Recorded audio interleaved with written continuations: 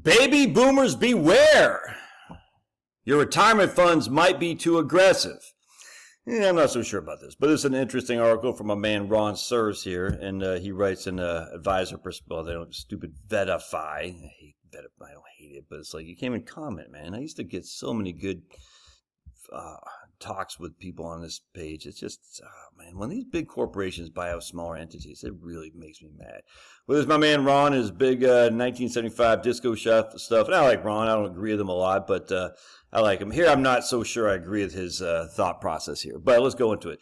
Target date funds breaks with safe scholarly guidance. All right, and most target date funds do not follow academic lifetime investing theory.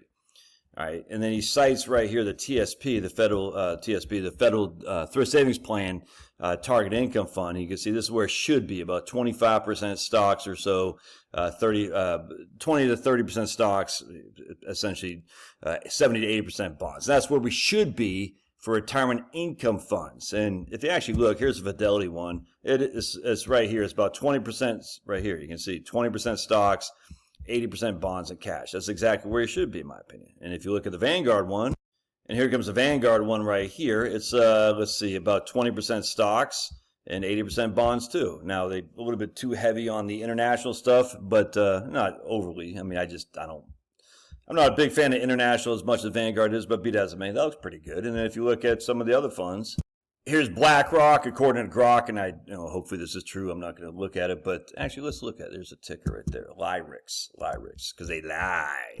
Yeah, Grok was pretty close, so they got about 35% stocks, 65% in cash and bonds, predominantly in the U.S. because we crush. Everybody else is flushes. We flushed, they crush. We crush, they flush. Anyway, sounds pretty good to me. A little bit more on the aggressive side relative to the Fidelity and the Vanguard ones for sure. Then I looked at my Schwab one. Let's take a gander. And Schwab's a little bit more aggressive as well. In fact, they look like about 40% stocks, it looks like. So that's for your target date right there. Let's take a look. That's target date right there. And it looks, if I'm reading that correctly. I don't know. Either way, the BlackRock would be about the extent I'd want to go in terms of riskiness if I had a target date retirement fund.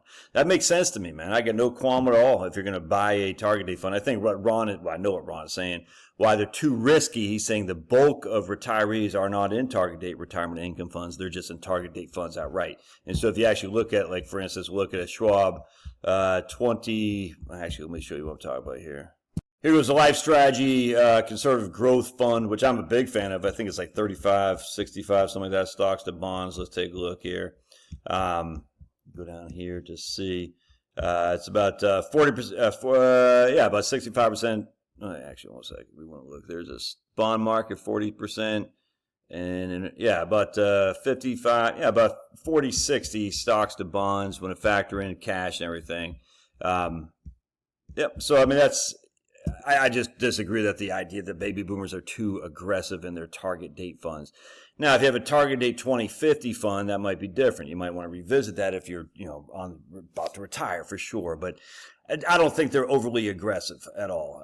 In fact, if anything, they're probably too conservative in the long stretch. Because remember, if you're a baby boomer, well, not just baby boomer, well, maybe baby boomers, because they're the 1946 to 1964.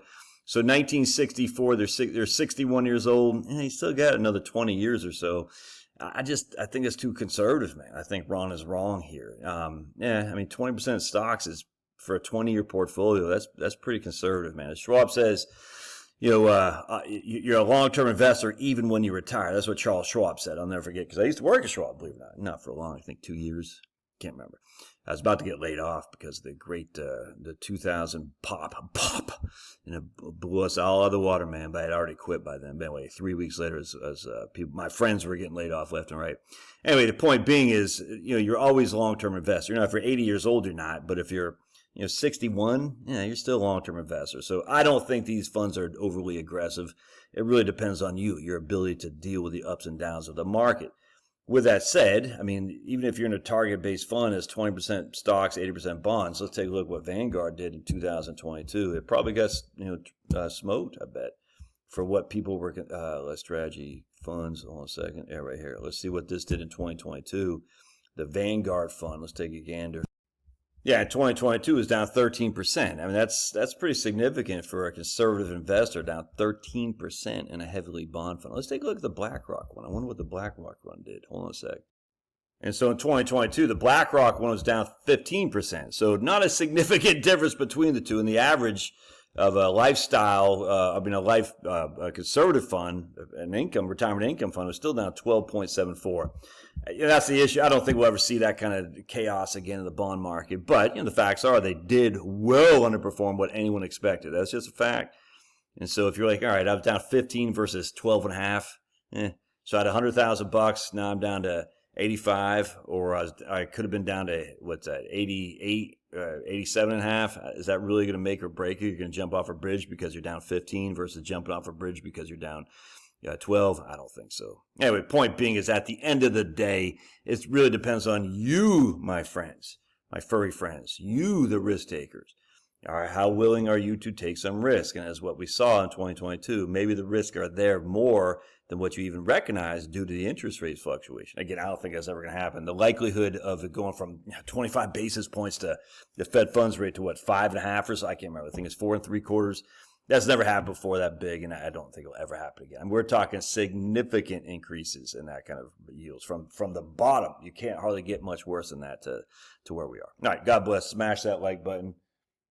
Smash the like button for Knuckles. Look at him. He's so cute. And I'd love your thoughts. All right, we'll see you.